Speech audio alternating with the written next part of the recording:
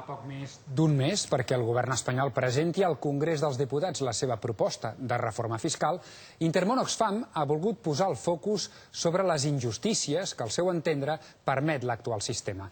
Asseguren que és com un formatge mental perquè, malgrat que Espanya és un dels països amb els impostos més alts de la Unió Europea, la capacitat recaptatòria està 7 punts per sota de la mitjana. El diagnòstic d'Intermón Oxfam és clar. 3/4 parts del que l'Estat recapta prové de l'IVA i l'IRPF. Per tant, diuen, són les rendes mitjanes i baixes les que sostenen l'Estat.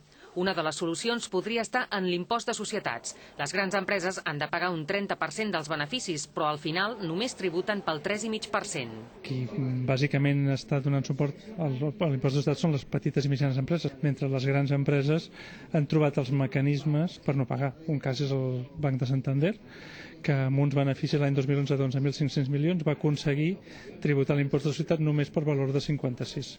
Una altra de les propostes és la de gravar les rendes de capital com si fossin rendes generades pel treball. Pero como una persona que gana, pongamos, 1 millón de euros de rentas de capital, dividendos, cualquier tipo de plusvalías, intereses de depósitos de cuenta, va a pagar el 21%, y un mileurista empieza a pagar un 24,75%, que es el tipo mínimo del impuesto sobre la renta de las personas físicas. L'informe posa de relleu que el frau i l'elusió fiscal li costen a l'Estat prop de 90.000 milions d'euros l'any. I l'Organització Internacional en Defensa dels Drets Humans Human Rights Watch denuncia que el govern espanyol no fa prou